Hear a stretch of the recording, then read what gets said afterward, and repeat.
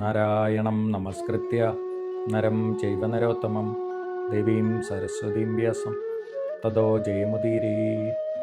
മഹാഭാരതം കഥകളുടെ പുതിയൊരു വീഡിയോയിലേക്ക് ഏവരെയും വളരെ ഹാർദമായി സ്വാഗതം ചെയ്യുന്നു. ഞാൻ ഋജുരാമൻ. മഹാഭാരതത്തിലെ 5-ാമത്തെ അധ്യായമായിട്ടുള്ള വിതുരപർവത്തിലെ ഉപാധ്യായമായിട്ടുള്ള അജാഗരപർവം എന്ന് പറയുന്ന ഭാഗത്തെ കഥകളാണ് നമ്മൾ കേട്ടുകൊണ്ടിരുന്നത്. അതിൽ വിതുരഹിതവാക്യം എന്ന് പറയുന്ന ഒരു വളരെ മനോഹരമായിട്ടുള്ള നമ്മുടെ ഭൗതിക ജീവിതത്തിൽ ഒരാൾ ശ്രദ്ധിക്കേണ്ട കാര്യങ്ങൾ, അത് ഏതൊക്കെ രീതികൾ നമ്മൾ ജീവിക്കുന്നുണ്ടോ, ഗൃഹസ്ഥനായും ഒരു വ്യാപാരിയായും ഒരു രാജാവായും ഒക്കെ ജീവിക്കുന്ന സമയത്ത് എന്തൊക്കെ കാര്യങ്ങൾ ശ്രദ്ധിക്കണം എന്നുള്ള വിലപ്പെട്ട അറിവുകളാണ് കഴിഞ്ഞ കുറച്ച് ദിവസങ്ങളായിട്ട് കഴിഞ്ഞ 3 വീഡിയോകളായിട്ട് നമ്മൾ പറഞ്ഞുകൊണ്ടിരുന്നത്. ഇനിയും ധൃതരാഷ്ട്രരുടെ ചോദ്യത്തിന് ഉത്തരപ്രകാരം വിതുരർ ആത്മീയതയുടെ ഏറ്റവും ഉയർന്ന തലത്തിലുള്ള ചില അറിവുകളിലേക്ക് പോവുകയാണ്. മരണത്തെക്കുറിച്ചിട്ടുള്ള ചോദ്യങ്ങളൊക്കെയാണ് ചോദിക്കുന്നത്, മോക്ഷത്തെക്കുറിച്ചിട്ടുള്ള ചോദ്യങ്ങളാണ്. അപ്പം അതിൻ്റെ ഉത്തരമായിട്ട് ബ്രഹ്മാവിൻ്റെ പുത്രന്മാരായിട്ടുള്ള സനകാദികൾ, സനകൻ മുതലായിട്ടുള്ള 4 മുനികാരെയാണ് ഈ സനകാദികൾ എന്ന് പറയുന്നത്.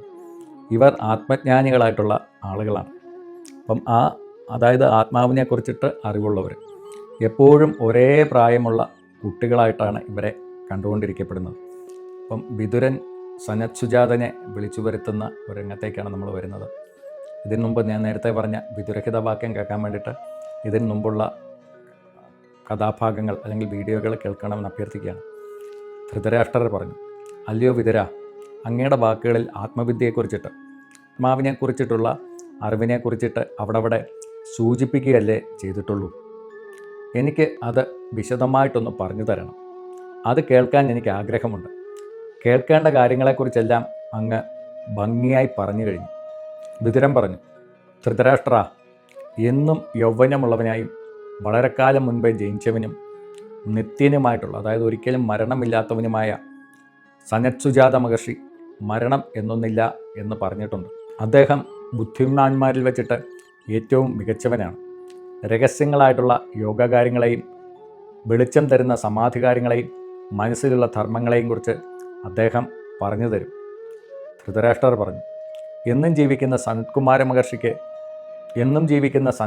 മഹർഷി പറയുന്ന ആത്മതത്വം അങ്ങേക്കും അറിയാവുന്നതല്ലേ? അങ്ങേക്ക് ആ അറിവ് ബാക്കിയുണ്ടെങ്കിൽ വിതുര, അങ്ങ് തന്നെ എനിക്കത് പറഞ്ഞു തരണം. വിതുരൻ പറഞ്ഞു, സനത്കുമാറിൻ്റെ നാശമില്ലാത്ത ബുദ്ധിക്ക് അറിയാവുന്ന ആത്മതത്വമെല്ലാം എനിക്കും അറിയാം.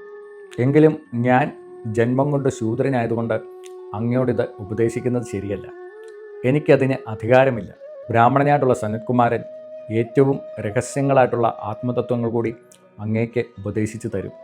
ഇത് കേട്ട് കഴിഞ്ഞപ്പോൾ ധൃതരാഷ്ട്രർ ചോദിച്ചു, എനിക്ക് ഈ ശരീരത്തോടെ ജീവിച്ചിരിക്കുമ്പോൾ തന്നെ പഴക്കമുള്ളതും എന്നും ജീവിക്കുന്നവനുമായിട്ടുള്ള അദ്ദേഹത്തെ എങ്ങനെ കാണാൻ കഴിയും? അദ്ദേഹവുമായിട്ട് ഒന്നുചേരാൻ എങ്ങനെ സാധിക്കും? വിതുര, അങ്ങ് പറയൂ. വൈശമ്പായനൻ പറഞ്ഞു. വിതുരനപ്പോൾ വലിയ തപസ്യായിട്ടുള്ള സത്സുജാതനെ മനസ്സിൽ സ്മരിച്ചു. വിതുരൻ തന്നെക്കുറിച്ച് സ്മരിക്കുന്നുണ്ടെന്ന് മനസ്സിലാക്കിയ സനത്കുമാരൻ ഉടനെ തന്നെ അവിടെ എത്തിച്ചേർന്നു. വിതുരൻ അദ്ദേഹത്തെ പൂജകൾ ചെയ്ത് ആസനത്തിലിരുത്തി. മുനി സുഖമായിരുന്നു വിശ്രമിച്ചതിന് ശേഷം അദ്ദേഹത്തോട് പറഞ്ഞു. വിതുരർ പറഞ്ഞു, ഭഗവാനെ, ധൃതരാഷ്ട്രർ മനസ്സിൽ ഒരു സംശയമുണ്ട്. അത് തീർത്തു കൊടുക്കാൻ ശൂദ്രനായിട്ടുള്ള എനിക്ക് അധികാരമില്ല. അങ്ങ് ഉപദേശം നൽകി അത് ഇല്ലാതാക്കണം. അങ്ങയുടെ ആത്മതത്വ ഉപദേശം കേട്ടിട്ട് രാജാവ് ദുഃഖങ്ങളെയെല്ലാം ജയിക്കാൻ കെൽപ്പുള്ളവനായി മാറണം. ലാഭം, നഷ്ടം, ഇഷ്ടം, വിരോധം, വാർദ്ധക്യം, മരണം, ഭയം, അസൂയ, വിശപ്പ്, ദാഹം, അഹങ്കാരം, ഐശ്വര്യം, താൽപ്പര്യമില്ലായ്മ, മടി, കാമം, കോപം, നാശം, അതിയായ ആഗ്രഹം എന്നിവയാണ് ദുഃഖങ്ങൾ. ധൃതരാഷ്ട്രർക്ക് ഇവയെ ജയിക്കാൻ ആവശ്യമായിട്ടുള്ള ശക്തി നൽകുന്ന രീതിയിലാകണം അങ്ങയുടെ ഉപദേശം. വൈശമ്പായനൻ പറഞ്ഞു. ബുദ്ധിമാനായിട്ടുള്ള ധൃതരാഷ്ട്ര മഹാരാജാവ് വിതുരർ പറഞ്ഞ വാക്ക് മാനിച്ചു. പിന്നീട് മഹാത്മാവായിട്ടുള്ള അദ്ദേഹം പരമാത്മാവിനെക്കുറിച്ചിട്ടുള്ള അറിവ് നേടി അനുഭവിക്കുന്നതിനായി വിജനമായിട്ടുള്ള സ്ഥലത്തിരുന്ന് സനത്സുജാത മുനിയോട് ചോദിച്ചു, അല്ലയോ സനത്കുമാര, മരണം എന്നൊന്നില്ല എന്ന് അങ്ങ് അഭിപ്രായപ്പെട്ടതായി വിതുരർ പറഞ്ഞു. എന്നാൽ ദേവന്മാരും അസുരന്മാരും മരണത്തിൽ നിന്ന് രക്ഷപ്പെടാൻ വേണ്ടിയിട്ട് ബ്രഹ്മചര്യം അനുഷ്ഠിച്ച് ഗുരുകുലം വിദ്യാഭ്യാസം നടത്തിയതായി വേദങ്ങളിൽ പറഞ്ഞു കേട്ടിട്ടുണ്ട്. ധൃതരാഷ്ട്രർ ഇങ്ങനെ പറയാൻ കാര്യം, ഇന്ദ്രനും വിരോചനനും ഗുരുവായിട്ടുള്ള പ്രജാപതിയുടെ അടുത്ത് താമസിച്ച് ബ്രഹ്മചര്യം അനുഷ്ഠിച്ചതായി ഛന്ദോഗ്യോപനിഷത്തിൽ പറഞ്ഞിട്ടുണ്ട്. ധൃതരാഷ്ട്രർ തുടരുകയാണ്, മരണമില്ലെങ്കിൽ അവർ എന്തിനാണ് അങ്ങനെ ചെയ്തത്? യഥാർത്ഥത്തിൽ അങ്ങനെയൊന്നില്ലെങ്കിൽ ഇപ്രകാരം ചെയ്യേണ്ട ആവശ്യമില്ലല്ലോ. മരണം ഉണ്ടെന്നോ ഇല്ലെന്നോ ഉള്ള ഈ അഭിപ്രായങ്ങളിൽ ഏതാണ് ശരി? അങ്ങ് പറഞ്ഞു തരണം. സനത് സുജാതം പറഞ്ഞു, രാജാവേ, ചില പണ്ഡിതന്മാർ ബ്രഹ്മചര്യം കൊണ്ട് മരണമില്ലാതാക്കാം എന്ന് പറയുന്നു. രാജാവേ, ചില പണ്ഡിതന്മാർ ബ്രഹ്മചര്യം കൊണ്ട് മരണമില്ലാതാക്കാം എന്ന് പറയുന്നു. സ്വാഭാവികമായിട്ട് മരണം സംഭവിക്കും എന്നാണ് മറ്റു ചിലരുടെ അഭിപ്രായം. ഞാൻ നേര് പറയാം, അങ്ങ് സംശയമില്ലാതെ കേട്ട് മനസ്സിലാക്കിക്കൊള്ളൂ. ഈ ലോകത്തിൽ ജനനവും മരണവും രണ്ട് പ്രധാന കാര്യങ്ങളാണ്. ചുരുക്കത്തിൽ പറഞ്ഞാൽ ഇതാണ് സംസാരം അഥവാ ജീവിതചക്രം. ഇവയില്ലെങ്കിൽ ജീവിതമില്ല. അത്രമാത്രം പ്രാധാന്യം ഇവയ്ക്കുണ്ട്. ഇതിൽ മരണമാണ് ഏറ്റവും പ്രധാനം. അതെല്ലാ ജീവികളെയും ബാധിക്കുകയും ബാക്കിയുള്ളവർക്ക് ദുഃഖം കൊടുക്കുകയും ചെയ്യുന്നു.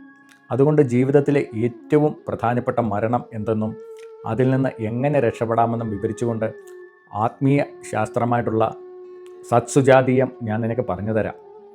സാധാരണക്കാരനായിട്ടുള്ള ഒരു മനുഷ്യൻ്റെയും സാധാരണക്കാരായിട്ടുള്ള ഒരു മനുഷ്യൻ്റെയും ബ്രഹ്മത്തെക്കുറിച്ചിട്ട് അറിവുള്ള അഥവാ ബ്രഹ്മജ്ഞാനിയായിട്ടുള്ള ഒരു യോഗിയുടെയും കാഴ്ചപ്പാടിൽ മരണം ഒന്നല്ല, അത് രണ്ട് തരത്തിൽ ഉള്ളതാണ്.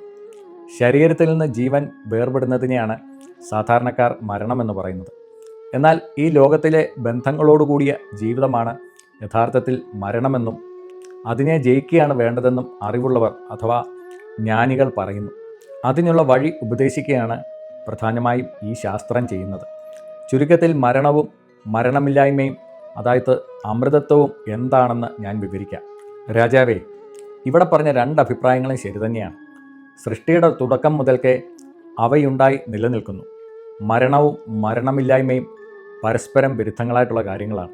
ഈ അവസ്ഥയിൽ ഇവയിൽ ഏതെങ്കിലും ഒന്നല്ല എന്ന ചോദ്യത്തിന് പ്രസക്തിയുണ്ട്. സത്യമല്ലാത്തതിനെ സത്യമെന്ന് കരുതുന്നതും ആത്മാവല്ലാത്ത ശരീരത്തിൽ ആത്മാവാണെന്ന തെറ്റായ ചിന്തയുണ്ടാക്കുന്നതുമാണ് മോഹം. അതുതന്നെയാണ് അവിദ്യ അഥവാ അറിവില്ലായ്മ. അത് മരണമാണെന്ന് ബ്രഹ്മത്തെക്കുറിച്ചിട്ട് അറിവുള്ള മഹത്തുക്കൾ സമ്മതിച്ചു പറയുന്നു. പ്രമാദം അഥവാ അശ്രദ്ധ അല്ലെങ്കിൽ വഴിതെറ്റിപ്പോകൽ ആണ് മരണമെന്നും അപ്രമാദം അഥവാ ശ്രദ്ധ അല്ലെങ്കിൽ സത്യത്തെക്കുറിച്ചിട്ടുള്ള ബോധം ആണ് മരണമില്ലായ്മ എന്നുമാണ് എൻ്റെ അഭിപ്രായം. പ്രമാദം കാരണം വിരോചനൻ മുതലായിട്ടുള്ള അസുരന്മാർക്ക് തോൽവി നേരിട്ടു. പല ജന്മങ്ങളെടുത്ത് അവർ കഷ്ടതകൾ അനുഭവിച്ചു. എന്നാൽ അപ്രമാദം അതായത് ശ്രദ്ധയും സത്യബോധവും കൊണ്ട് ദേവന്മാർ ബ്രഹ്മത്തോട് ചേർന്നവരായി മാറി. മരണമെന്നത് പുലിയെപ്പോലെ മൃഗങ്ങളെ പിടിച്ചു തിന്നുന്ന ഒന്നല്ല. കടുവയെപ്പോലെ അതിനെ കാണാൻ കഴിയില്ല. അതിന് രൂപമില്ല. പ്രമാദത്തിൽ നിന്ന് അതായത് അശ്രദ്ധയിൽ നിന്ന് മോഹവും അതായത് അജ്ഞാനവും അതിൽ നിന്ന് അഹങ്കാരവും അഹങ്കാരത്തിൽ നിന്ന് ലൗകിക ബന്ധങ്ങളും ആ ബന്ധങ്ങളിൽ നിന്ന് വലിയ ദുഃഖവും ഉണ്ടാകുന്നു. പ്രമാദം ഓരോ ഘട്ടങ്ങളെയും കടന്ന് മുൻപോട്ട് പോയി ഒടുവിൽ കഠിനമായിട്ടുള്ള ജീവിത ദുഃഖമായി മാറുന്നു. മനസ്സ് ലൗകിക സുഖങ്ങളിൽ മുഴുകുമ്പോൾ അവയുടെ നല്ല വശങ്ങളെക്കുറിച്ച് ചിന്തിക്കുന്നു. ആ ചിന്തയിൽ നിന്ന് ആഗ്രഹങ്ങൾ അഥവാ കാമമുണ്ടാകുന്നു.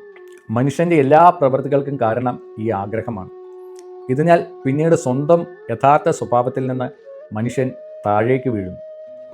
അതുകൊണ്ട് ചിന്തകളെയും ആഗ്രഹങ്ങളെയും ഉപേക്ഷിക്കണം. അതായത് സങ്കല്പങ്ങളെ ഉപേക്ഷിക്കണം. അതാണ് എല്ലാ ആപത്തുകൾക്കും കാരണം. പ്രമാദം അഥവാ അശ്രദ്ധ അല്ലെങ്കിൽ നമ്മുടെ ലക്ഷ്യം തെറ്റിപ്പോകൽ ഇത് തന്നെയാണ് മരണം. മനസ്സ് സമാധാനത്തോടു കൂടിയിട്ടിരിക്കണം.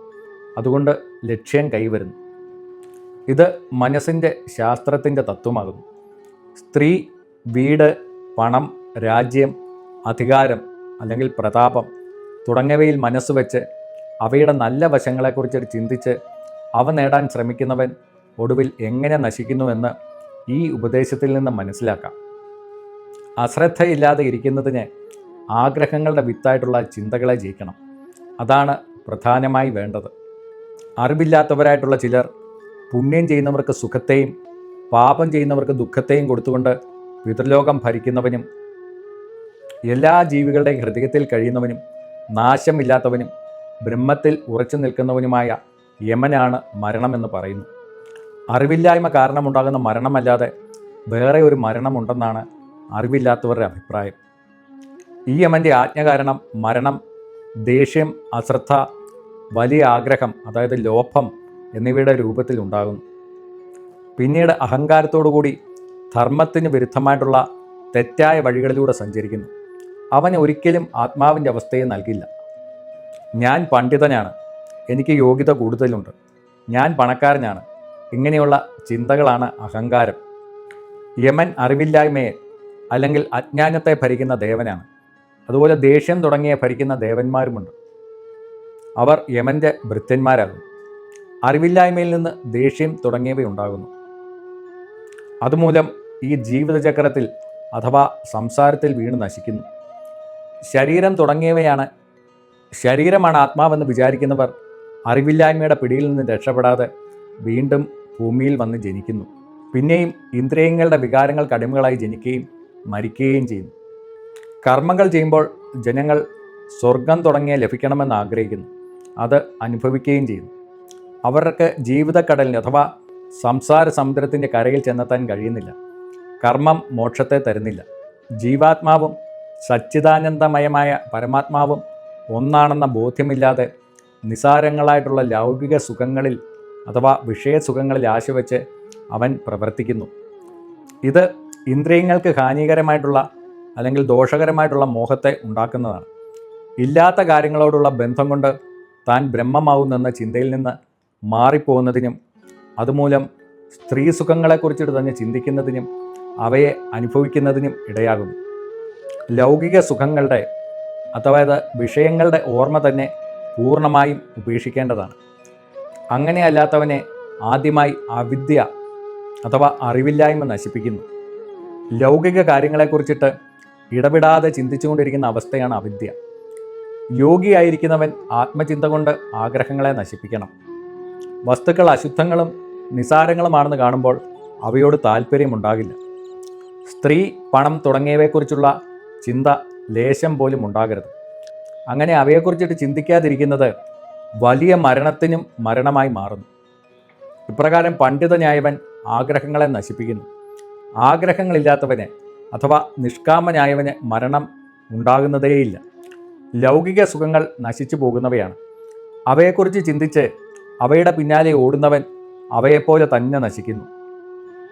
നേരെ മറിച്ച് ലൗകിക സുഖങ്ങൾ ദോഷം നിറഞ്ഞതാണെന്ന് കണ്ട് ആഗ്രഹങ്ങളെ ഉപേക്ഷിച്ചവൻ ഈ ജന്മത്തിലും മറ്റ് ജന്മത്തിലും നേടിയിരിക്കുന്ന കർമ്മഫലങ്ങളായിട്ടുള്ള പുണ്യപാപങ്ങളെ വിവേകബുദ്ധി കൊണ്ട് നശിപ്പിക്കുന്നു.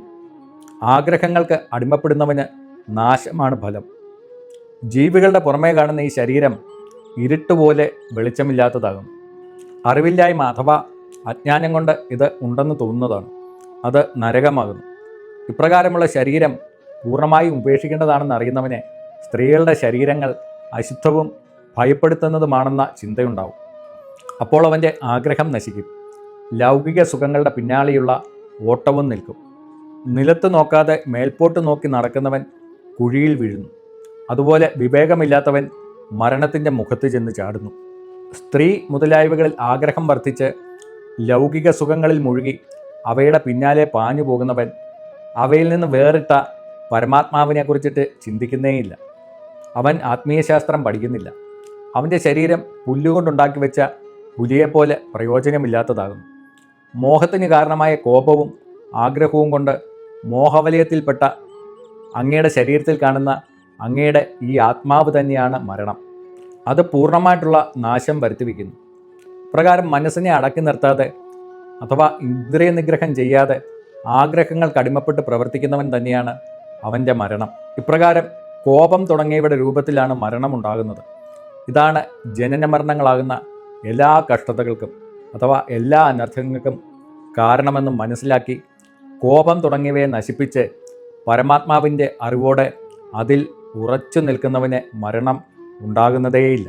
ഇത്രയും കേട്ട് കഴിഞ്ഞപ്പോൾ ധൃതരാഷ്ട്രർ ചോദിച്ചു, ബ്രാഹ്മണൻ ജ്യോതിഷ്ഠോമം തുടങ്ങിയ യാഗങ്ങൾ ചെയ്ത് പുണ്യമുള്ളവരായിട്ടുള്ള ജനങ്ങൾ ചെന്നു ചേരുന്ന ഏറ്റവും പുണ്യം നിറഞ്ഞതും നാശമില്ലാത്തതുമായിട്ടുള്ള സ്വർലോകങ്ങളെ നേടുന്നതാണ് ഏറ്റവും വലിയ ലക്ഷ്യമെന്ന് വേദങ്ങൾ പറയുന്നു.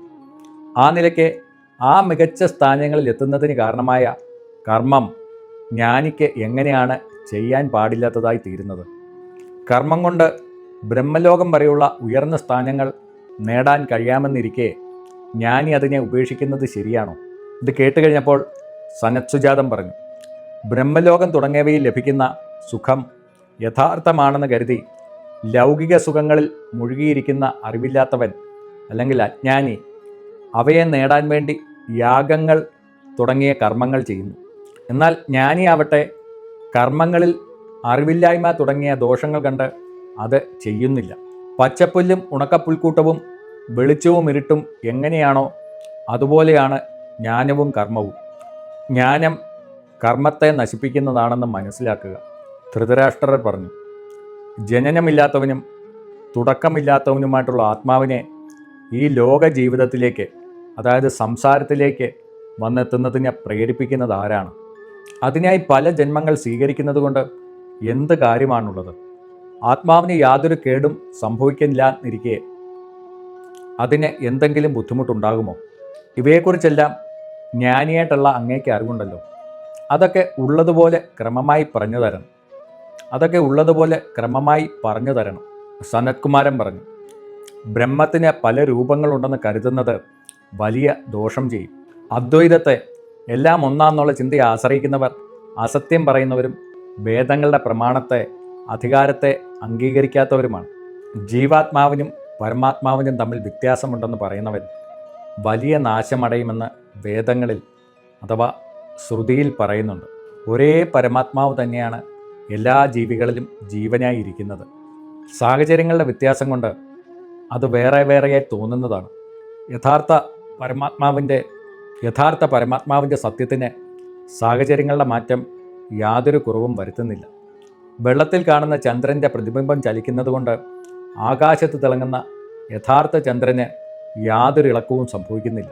അതുപോലെ ചെറുതും വലുതുമായ ശരീരങ്ങളുടെ മാറ്റങ്ങൾ പരമാത്മാവിനെ ബാധിക്കുന്നതേയില്ല. തുടക്കമില്ലാത്ത മായയോട് ചേർന്നതുകൊണ്ടാണ് ജീവാത്മാക്കൾ ഇന്ന് നിലനിൽക്കുന്നതായി മാറുന്നത്. ജീവാത്മാക്കൾക്ക് പലവിധ ഭാവങ്ങൾ ഉണ്ടാകുന്നതിന് കാരണം മായയുടെ ഈ ബന്ധനമാണ്. തുടക്കമില്ലാത്ത ഈ മായയുമായുള്ള ബന്ധം കൊണ്ടാണ് എണ്ണമറ്റ ജീവാത്മാക്കൾ ഉണ്ടാകുന്നത്. വാസ്തവത്തിൽ സത്യമായ ബ്രഹ്മം മായയുമായി ചേരുമ്പോഴാണ് പലതായി തോന്നിക്കുന്നത്. പരമാത്മാവിൽ നിന്ന് വേറിട്ടല്ലാതെ ഐശ്വര്യങ്ങളെല്ലാം നിറഞ്ഞിരിക്കുന്നവനായിരിക്കുന്ന പരമേശ്വരൻ എന്നും ജീവിക്കുന്നവനാണ്. അവൻ മായയുടെ മാറ്റങ്ങൾ സ്വീകരിച്ച് ഈ നിമിഷം മുതൽ ലോകത്തെ സൃഷ്ടിക്കുന്നു. അപ്രകാരം അതെല്ലാം പരമശിവൻ്റെ ശക്തിയായ മായയാണ് ചെയ്യുന്നത്. പരമാത്മാവിന് പ്രത്യേകം പ്രവൃത്തികളൊന്നുമില്ല. പരമേശ്വരൻ ഈ രീതിയിൽ ശക്തിയുണ്ടെന്നുള്ളതിന് വേദം തന്നെയാണ് തെളിവ്. ധൃതരാഷ്ട്രർ പറഞ്ഞു, ഈ ലോകത്തിൽ ചിലർ അഗ്നിഷ്ടോമം തുടങ്ങിയ യാഗകർമ്മങ്ങൾ ചെയ്യുന്നു. മറ്റു ചിലർ അങ്ങനെ ചെയ്യുന്നില്ല. പാപം കാരണം പുണ്യം നശിക്കപ്പെടുമോ? അതോ പുണ്യം പാപത്തെ നശിപ്പിക്കുമോ? തുല്യ ശക്തിയാകുമ്പോൾ അവയിലൊന്നും മറ്റൊന്നിനെ നശിപ്പിക്കുന്നതായി വരാമല്ലോ. അറിവില്ലാത്തവന് രണ്ടിൻ്റെയും ഫലം അനുഭവിക്കേണ്ടി വരുന്നുണ്ട്. സനത്സുജാതം പറഞ്ഞു, പുണ്യവും പാവവും നിറഞ്ഞ കർമ്മങ്ങൾ ചെയ്തുകൊണ്ടിരുന്നാലും ജ്ഞാനിയെന്നും ജ്ഞാനം കൊണ്ട് രണ്ടു തരം കർമ്മങ്ങളെയും നശിപ്പിക്കുന്നു. അത് എല്ലാവർക്കും അറിയാവുന്ന കാര്യമാണ്. ആത്മജ്ഞാനമില്ലാത്തവൻ കർമ്മമാണ് ഏറ്റവും വലുതെന്ന് വിചാരിക്കുന്നു. മറ്റൊന്നും അവൻ അറിയുന്നില്ല. അവൻ കർമ്മങ്ങൾ ചെയ്ത് സ്വർഗം തുടങ്ങിയ ലോകങ്ങളിൽ സ്ഥാനം നേടി അവിടെ കുറച്ചുകാലം കഴിഞ്ഞ് വീണ്ടും ഈ ലോകത്തിലും ഇതിനേക്കാൾ മോശമായ മറ്റ് ലോകങ്ങളിലും വന്ന് ജനിക്കുന്നു. അറിവില്ലാത്തവൻ പുണ്യവും പാവവുമായുള്ള കർമ്മങ്ങൾ കൊണ്ട് സ്ഥിരമല്ലാത്ത സ്വർഗസുഖവും നരകദുഃഖവും അനുഭവിക്കുന്നു.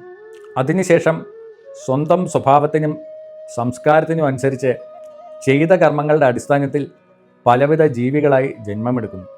വീണ്ടും കർമ്മം ചെയ്യുകയും അതിൻ്റെ ഫലം അനുഭവിക്കുകയും അങ്ങനെ അത് തുടരുകയും ചെയ്യുന്നതുകൊണ്ട് കർമ്മങ്ങളിൽ നിന്നൊടുവിൽ മുക്തി കിട്ടുന്നില്ല. ധൃതരാഷ്ട്രർ പറഞ്ഞു, സ്വന്തം ധർമ്മം അനുഷ്ഠിക്കുന്ന ബ്രാഹ്മണർക്ക് അതിൻ്റെ ഫലമായി നാശമില്ലാത്ത ലോകങ്ങളിൽ സ്ഥാനം ലഭിക്കുമെന്ന് പണ്ഡിതന്മാർ പറയുന്നു. അതിൻ്റെ ക്രമങ്ങൾ എനിക്ക് പറഞ്ഞു തരണം.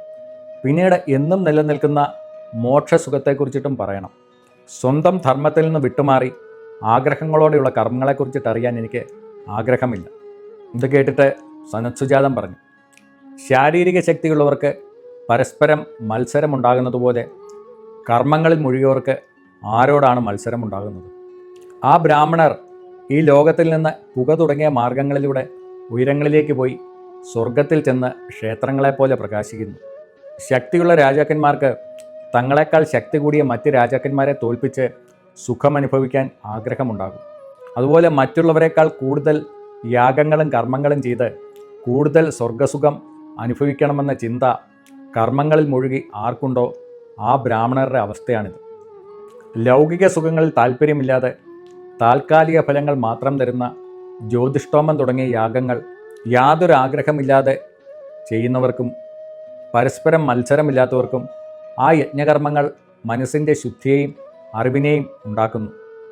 യാതൊരു ആഗ്രഹമില്ലാതെയും ഈശ്വരൻ സമർപ്പിക്കുന്ന ബുദ്ധിയോടുകൂടിയും കർമ്മം ചെയ്യുന്നവർക്ക് മനഃശുദ്ധിയും അറിവും ലഭിക്കും. അവർ ഈ ലോകജീവിതത്തിൽ നിന്ന് മുക്തരായിട്ട് പൂർണ്ണമായിട്ടുള്ള ആനന്ദം നിറഞ്ഞ സ്വർഗത്തെ പ്രാപിക്കുന്നു. വേദങ്ങൾ അറിയാവുന്ന ജനങ്ങൾ അവൻ്റെ ശരിയായ വഴി ഇതാണെന്ന് പറയുന്നു. രോഗാവസ്ഥയിലായിരിക്കുന്ന ഇവനെക്കുറിച്ചിട്ട് പുറത്തുള്ളവരും അടുത്തുള്ളവരും അധികം ചിന്തിക്കരുത്. മക്കളും സുഹൃത്തുക്കളും തന്നെക്കുറിച്ച് ഓർത്തിട്ട് വിഷമിക്കാതിരിക്കാൻ വേണ്ടി യോഗി അവർക്ക് കാണാൻ കഴിയാത്ത രീതിയിൽ ദൂരെ മാറി താമസിക്കണം. ആഹാരത്തിന് വേണ്ട സാധനങ്ങൾ ഏത് സ്ഥലത്താണ് ധാരാളമായി കിട്ടുക എന്ന് വിചാരിക്കുന്നുവോ അവിടെ താമസിക്കണം. ആ സ്ഥലം വിജനവും കള്ളന്മാരുടെ ശല്യമില്ലാത്തതുമായിരിക്കണം. ഭക്ഷണത്തിനും വെള്ളത്തിനും യോഗിക്ക് ബുദ്ധിമുട്ട് വരരുത്. ആഹാരത്തിന് വേണ്ട കാര്യങ്ങൾ കിട്ടാത്ത സ്ഥലത്ത് എങ്ങനെ ജീവിതം മുന്നോട്ട് കൊണ്ടുപോകും എന്ന സങ്കടം യോഗിക്ക് നേരിടും. അത് യോഗയുടെ തടസ്സമില്ലാത്ത പോക്കിന് തടസ്സം വരുത്തും. അതിനെ ഇടയാക്കരുത്. ഒരു സ്ഥലത്ത് മൗനിയായി സ്വന്തം മഹിമകൾ പുറത്തു കാണിക്കാതെ മറച്ചുവെച്ച് കിട്ടുന്നതെന്തായാലും കഴിച്ച് എന്തെങ്കിലും വസ്ത്രമായി ഉപയോഗിച്ചും കിടക്കയാക്കിയും ലോകത്ത് കിട്ടുന്നതെല്ലാം തൃപ്തിയോടെ സ്വീകരിച്ച് യോഗിയിരിക്കണം. ഇന്നത് വേണമെന്ന് വാശി പിടിക്കാതെ കിട്ടുന്നത് ഉപയോഗിച്ചും വസ്ത്രം, ആഹാരം, കിടപ്പ് എന്നിവ നിർവഹിക്കുന്നവൻ ചക്രവർത്തിയെപ്പോലെ സുഖിക്കും. എന്നാൽ അവൻ മാനിക്കപ്പെടുകയോ അപമാനിക്കപ്പെടുകയോ ചെയ്യാം. യോഗി മറ്റുള്ളവർ തനിക്ക് ചെയ്യുന്ന പൂജയെയല്ല, അപമാനത്തെയാണ് ഏറ്റവും മികച്ചതായി കരുതേണ്ടത്. യോഗി താൻ സാധാരണ മനുഷ്യരെ പോലെ ഒരാളെന്ന് വിചാരിക്കുകയല്ലാതെ അവരെക്കാൾ വലിയവനാണെന്ന് ചിന്തിക്കുകയോ യോഗസിദ്ധി തുടങ്ങിയവ കാണിച്ച് യോഗി തന്നെ ഒരു ബ്രഹ്മയോഗിയായി മറ്റുള്ളവർ പുകഴ്ത്തുന്നതും ബഹുമാനിക്കുന്നതും കണക്കാക്കരുത്. യോഗി തന്നെ ഒരു സാധാരണ നിലയിലുള്ള ആളാണെന്നറിഞ്ഞ് അതിലധികമായി ബഹുമാനിക്കുന്നവനേക്കാൾ സാധാരണ നിലയിൽ കരുതി പൂജിക്കുന്നവനെയാണ് ഗുണമുള്ളവനായി വിചാരിക്കേണ്ടത്. തൻ്റെ യോഗ്യതകളെ പൂഴ്ത്തി പറയുന്നവനെക്കുറിച്ചിട്ട് യോഗി വിഷമിക്കരുത്. സന്യാസിക്കും ബ്രഹ്മചാരിക്കും ഭക്ഷണം നൽകിയതിന് ശേഷം ആഹാരം കഴിക്കുന്നവൻ്റെ ഭക്ഷണം യോഗിക്ക് സ്വീകരിക്കാവുന്നതാണ്. ബ്രഹ്മജ്ഞാനിയായിട്ടുള്ള യോഗി എപ്പോഴും തൻ്റെ പ്രവൃത്തികൾ മറ്റുള്ളവർ അറിയാൻ ഇടയാകരുത് എന്ന ചിന്തയോടുകൂടിയിട്ടിരിക്കണം. മറ്റുള്ളവർ അറിയത്തക്ക വിധം അവൻ യോഗാഭ്യാസങ്ങൾ വെളിപ്പെടുത്തരുത്. മക്കളും ബന്ധുക്കളുമായുള്ള ജനങ്ങളുടെ നടുവിൽ കഴിയുന്ന യോഗിക്ക് ആത്മീയമായിട്ടുള്ള നേട്ടങ്ങൾ ഉണ്ടാകില്ല. യോഗി അവരിൽ നിന്ന് അകന്നു തന്നെ ഇരിക്കണം. ബുദ്ധി കൊണ്ടോ ഊഹം കൊണ്ടോ അറിയാൻ കഴിയാത്തവനും എല്ലായിടത്തും നിറഞ്ഞു നിൽക്കുന്നവനും യാതൊരു ബന്ധങ്ങളില്ലാത്തവനും ഒരുപോലെ ഉള്ളവയോടും ഒരേപോലെയുള്ളവയോടും വ്യത്യസ്തമായവയോടും സ്വന്തം അവയവങ്ങളോടും ഒരു വിധത്തിലുമുള്ള വേർതിരിവുകളും ഇല്ലാത്തവനുമായിട്ടിരിക്കുന്ന ഈ ആത്മാവിനെ ഇങ്ങനെയുള്ള ശരിയായ ജീവിതചര്യകൾ കൂടാതെ ആർക്കാണ് അറിയാൻ കഴിയുക? ആർക്കും സാധിക്കുകയില്ല. ബാഹ്യമായ യാതൊരു സ്വഭാവങ്ങളും ഇല്ലാത്തവനും സച്ചിദാനന്ദമയനും എന്നും നിലനിൽക്കുന്നവനുമായിട്ടുള്ള ബ്രഹ്മമാണ് ആത്മാവ്. അതിനെ അങ്ങനെയല്ലാതെ തെറ്റായ രീതിയിൽ അനുഭവിക്കുന്നവനായും സുഖിക്കുന്നവനായും ദുഃഖിക്കുന്നവനായും മെലിഞ്ഞവനായും തടിച്ചവനായും ബ്രാഹ്മണനായും ക്ഷത്രിയനായും രോഗിയായും ബലവാനായും ഇങ്ങനെ പലവിധ സ്വഭാവങ്ങളോട് കൂടിയതായി കാണുന്നവൻ വലിയ പാപമാണ് ചെയ്യുന്നത്. ആത്മാവല്ലാത്ത വസ്തുക്കളെ ആത്മാവായി വിചാരിക്കുന്നവൻ എല്ലാ പാപങ്ങളും ചെയ്ത ഫലമുണ്ടാക്കുന്നു. എന്തെന്നാൽ അവൻ ആത്മാവിനെ തന്നിൽ നിന്ന് അകറ്റുന്നവനും കള്ളനുമാകുന്നു. ശരീരം, ലൗകിക സുഖങ്ങൾ തുടങ്ങിയവയിലാണ് ആത്മാവെന്ന ചിന്ത ഉപേക്ഷിക്കണം. ആത്മാവല്ലാത്ത ശരീരത്തിൻ്റെ സ്വഭാവങ്ങളെ സ്വീകരിക്കാതെ ഇരിക്കുന്നവൻ ലൗകിക കാര്യങ്ങളിൽ ഏർപ്പെടുന്നില്ല. അവൻ അവയിൽ നിന്ന് വേർപെട്ടവനാണ്. കഷ്ടപ്പാടുകൾ അവനെ ബാധിക്കുന്നില്ല. ഭക്ഷണവും വെള്ളവും ശരീരത്തിൻ്റെ ആവശ്യങ്ങൾ മാത്രമാണെന്ന് അവൻ അറിയുന്നു. കോപവും ദേഷ്യവും അറിവില്ലായ്മയിൽ നിന്നുണ്ടായതാണെന്നും ശരീരത്തിൻ്റെ സ്വഭാവങ്ങളാണെന്നും അവൻ അറിയുന്നു. ഇവ യോഗത്തിന് തടസ്സങ്ങളായിട്ടുള്ള ഉപദ്രവങ്ങളാണ്. യോഗി അവയെ ഉപേക്ഷിക്കുന്നു. അവൻ നല്ല സ്വഭാവമുള്ളവനും ബ്രഹ്മത്തിൽ ഉറച്ചു നിൽക്കുന്നവനും ബ്രഹ്മത്തെക്കുറിച്ച് അറിവുള്ളവനും എല്ലാത്തിനെയും ദീർഘവീക്ഷണത്തോടെ കാണുന്നവനുമാകും. എങ്കിലും ഒന്നും അറിയാത്ത ഒരു സാധാരണക്കാരനെ പോലെ അവൻ ജീവിക്കുന്നു. കാക്കകളെന്നും ഛർദ്ദിച്ചതേ ഭക്ഷിക്കാറുള്ളൂ. അത് ദോഷകരമായിട്ടുള്ള കാര്യമാണ്. സ്വന്തം മഹിമയെ ജനങ്ങൾക്കിടയിൽ പരസ്യമാക്കിക്കൊണ്ട് പ്രശസ്തിയും ബഹുമാനവും നേടുന്ന യോഗികളും ഇതുപോലെ ഛർദ്ദിച്ചത് ഭക്ഷിക്കുന്നവർക്ക് തുല്യരാണ്.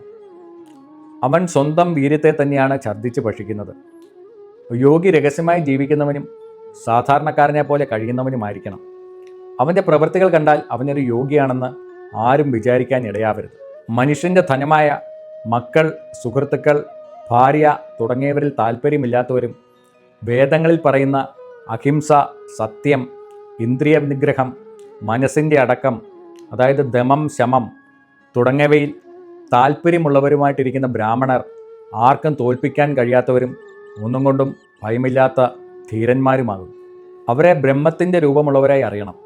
അഗ്നി മുതലായ എല്ലാ ദേവന്മാരെയും ഉദ്ദേശിച്ച് യാഗങ്ങൾ തുടങ്ങിയ കർമ്മങ്ങൾ ചെയ്യുന്ന ഒരുവൻ ബ്രഹ്മജ്ഞാനിയായിട്ടുള്ള ഒരുവനോട് തുല്യനല്ല. അവൻ സന്തോഷിപ്പിക്കുന്ന വിശിഷ്ടനായിട്ടുള്ള ദേവൻ പോലും യോഗിയോട് തുല്യനല്ല. പിന്നെ യാഗം ചെയ്യുന്നവരും മറ്റും എങ്ങനെ തുല്യരാകും? ഒരു കാലത്തും ആവുകയില്ല. മൗനത്തോടു കൂടിയവനും രഹസ്യമായി ജീവിക്കുന്നവനും സ്വന്തം മഹിമയിൽ ഉറച്ചു നിൽക്കുന്നവനുമായിട്ടുള്ള യോഗിയെ അവൻ്റെ അവസ്ഥ സൂക്ഷ്മമായിട്ടറിഞ്ഞ പണ്ഡിതന്മാർ ബഹുമാനിച്ചാൽ അതിൽ അവർ അഹങ്കരിക്കരുത്. അറിവില്ലാത്തവർ സാധാരണക്കാരെ പോലെ ജീവിക്കുന്ന അവനെ അപമാനിച്ചാൽ അതിലവൻ വിഷമിക്കുകയുമരുത്. കണ്ണടയ്ക്കുകയും തുറക്കുകയും ചെയ്യുന്നത് ലോകത്തിൻ്റെ ഒരു പൊതു സ്വഭാവമാണല്ലോ. അതുപോലെ തന്നെയാണ് പണ്ഡിതന്മാർ ബ്രഹ്മജ്ഞാനികളെ ബഹുമാനിക്കുന്നതും. തൻ്റെ യോഗ്യത കൊണ്ടല്ല പണ്ഡിതന്മാർ തന്നെ ബഹുമാനിക്കുന്നതെന്ന് യോഗി വിചാരിക്കണം. അല്ലാതെ താൻ ബഹുമാനിക്കപ്പെടേണ്ടവനാണല്ലോ എന്ന് അഹങ്കരിക്കരുത്. ധർമ്മസ്വഭാവം അറിയാത്തവരും വിവേകമില്ലാത്തവരും ശാസ്ത്രം പഠിക്കാത്തവരുമായിട്ടുള്ള ജനങ്ങൾ മാന്യന്മാരെ ബഹുമാനിക്കാറില്ല. അതവരുടെ സ്വഭാവമാണ്. അറിവില്ലാത്തവർ അവമാനിക്കുമ്പോൾ ബ്രഹ്മജ്ഞാനൻ അതവരുടെ സ്വഭാവമാണെന്ന് വിചാരിക്കണം. അല്ലാതെ വിഷമിക്കുകയോ ദേഷ്യപ്പെടുകയോ അരുത്. ബഹുമാനവും മൗനവും എപ്പോഴും ഒരിടത്ത് ഒരുമിച്ചിരിക്കുകയില്ല. കൺമുന്നിൽ കാണുന്ന ഈ ലോകം ബഹുമാനത്തിനും പരലോകത്തെക്കുറിച്ചുള്ള ചിന്തകൾ മൗനത്തിനും കാരണമാകും. ബഹുമാനം ഈ ലോകജീവിതം വീണ്ടും ലഭിക്കുന്നതിനും മൗനം ബ്രഹ്മത്തിൻ്റെ അവസ്ഥ അല്ലെങ്കിൽ ബ്രഹ്മപാദ സിദ്ധി ലഭിക്കുന്നതിനും കാരണമാകും. ബഹുമാനത്തോടും പണത്തോടും കൂടിയുള്ള ഒരുമിച്ചുള്ള താമസം കാരണം ഐശ്വര്യം നന്മയ്ക്ക് വിരുദ്ധമായി മാറുന്നു. ഈ ലോകത്തിരുന്ന് സ്വർഗം, പശുക്കൾ, ഭക്ഷണം തുടങ്ങിയ ലഭിക്കുന്നതിന് വേണ്ടി കർമ്മങ്ങൾ ചെയ്യുന്നവന് സമ്പത്തുണ്ടാകും. എന്നാൽ മോക്ഷത്തിനുള്ള വഴിക്ക് തടസ്സമായി മാറുന്നു. ഇങ്ങനെയുള്ള ഐശ്വര്യങ്ങൾക്ക് അടിമയായി തീർന്ന് ലൗകിക സുഖങ്ങളിൽ മുഴുകുന്നവൻ അറിവില്ലാത്തവനായിട്ട് മാറുന്നു. ബുദ്ധിയില്ലാത്ത അവന് ബ്രഹ്മാനന്ദത്തിൻ്റെ രൂപമായിട്ടുള്ള ആ വലിയ ഐശ്വര്യം ലഭിക്കുക വളരെ ബുദ്ധിമുട്ടാണ്. രാജാവേ, അതിനെക്കുറിച്ചിട്ട് കേൾക്കാനുള്ള ഭാഗ്യം പോലും അവന് ലഭിക്കില്ല. പല വിധത്തിലുള്ളതും ഏറെ പ്രയാസപ്പെട്ട് മാത്രം ചെയ്യാൻ കഴിയുന്നതുമായിട്ടുള്ള ആ ബ്രഹ്മലക്ഷ്മിയിലേക്ക് കടക്കാനുള്ള വഴികളെന്ന് സജ്ജനങ്ങൾ പറയുന്ന 6 കാര്യങ്ങളുണ്ട്. സത്യം, നേരുള്ള സ്വഭാവം അതായത് ആർജവം, നാണം അഥവാ ലജ്ജ, ഇന്ദ്രിയ അടക്കം അഥവാ ദമം, വൃത്തി അഥവാ ശൗചം, അറിവ് അല്ലെങ്കിൽ വിദ്യ എന്നിവ 6ഉം അഹങ്കാരത്തെയും മോഹത്തെയും തടയുന്നവയാണ്. ജീവികൾക്ക് ഗുണമുള്ളതും യഥാർത്ഥവുമായിട്ടുള്ള സംസാരമാണ് സത്യം. നേരായ വഴിയിലൂടെ സ്വഭാവമാണ് ആർജവം. തെറ്റായ കാര്യങ്ങൾ ചെയ്യുന്നതിലുള്ള മടിയാണ് നാണം അല്ലെങ്കിൽ ഹൃദയത്തിൻ്റെ അടക്കമാണ് ദമം. ശരീരത്തിന് പുറമെയുള്ള ഇന്ദ്രിയങ്ങളുടെ അടക്കമാണ് ദമം എന്ന് മറ്റു ചിലർക്കും അഭിപ്രായമുണ്ട്. അഴുക്കുകൾ മാറ്റുന്നതാണ് ശൗചം. ബ്രഹ്മത്തെക്കുറിച്ചിട്ടുള്ള അറിവാണ് വിദ്യ. ഇവയെല്ലാം ഉള്ളവന് അഹങ്കാരവും മോഹവും ഉണ്ടാവുകയില്ല. മഹാഭാരതത്തിലെ ബ്രഹ്മവിദ്യയെക്കുറിച്ചിട്ട് പറയുന്ന സനത് സുജാതാപർവം എന്ന് പറയുന്ന ഭാഗത്തെ കഥകളാണ് നമ്മൾ കേട്ടുകൊണ്ടിരിക്കുന്നത്. അപ്പം ഇത് ക്ഷമയോട് കൂടിയിട്ട് കേട്ട എല്ലാവർക്കും എൻ്റെ ഭാഗത്തു നിന്നുള്ള വലിയൊരു നന്ദി അറിയിക്കുകയാണ്. ഇനിയുള്ള വീഡിയോകളിലും ഇത് തുടരും. നമസ്കാരം.